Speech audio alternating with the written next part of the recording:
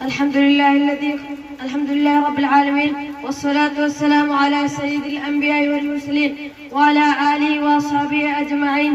أما بعد، فأعوذ بالله من الشيطان الرجيم. بسم الله الرحمن الرحيم. وأنتم الأعلون إن كنتم مؤمنين. کسی شاعر نے کہا وہ معزز تھے زمانے میں مسلمان ہو کر، وہ معزز تھے زمانے میں مسلمان ہو کر، اور ہم خوار ہیں تارک قرآن ہو کر.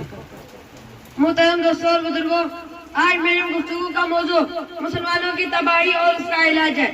آئے اس موضوع کے تحت ہم اپنے ماضی پر ایک نظر ڈال کر مستقبل کی تعمیر و ترقی کے سامان تلاش کریں.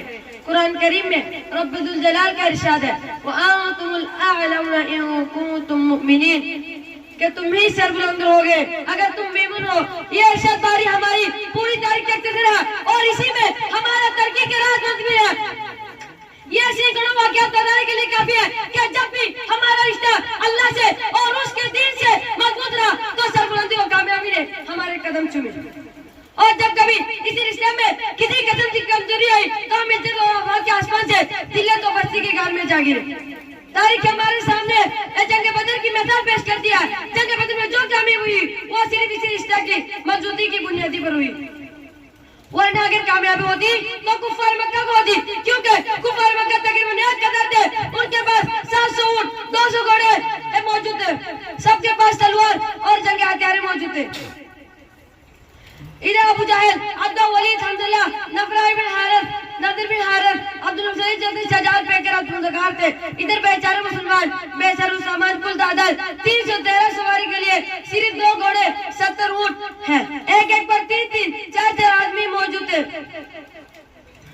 اور 3-3 4-4 آدمی موجود تھے. کسی کے پاس تلوار ہے تو، اور کسی کے پاس نیز اور کمان نہیں، اور کسی کے پاس نیز اور کمان اور تلوار نہیں. محترم دوستوں اور بزرگوں، جب مقام میں بدر پر پہنچتے ہیں تو دیکھتے ہیں کہ کفار مکہ بلند مقام پر خیمہ جوڑ ہو چکا ہے جہاں پر پانی کی پروانی ہے. بیچارے مسلمان ان کو پست اور یتیلی زمین پر خیمہ جوڑ پڑا ایسے جگہ پر کہ ایک گھٹ پیاس لگی تو ایک گھٹ پانی پینے کو نہ ملے.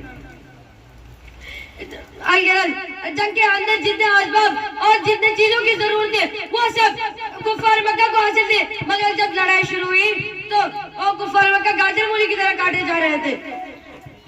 ادھر مکہ کے سب سے بڑا سردار ابو جہل ان 2 بچوں معاذ اور معود کے ذریعے مارا جاتا ہے، اور عبداللہ بن مسعود کو اس کے سر کو جسم سے جدا کر دیتا ہے. مسلمانوں، یہ عبداللہ بن مسعود کون ہے؟ یہ وہی ہے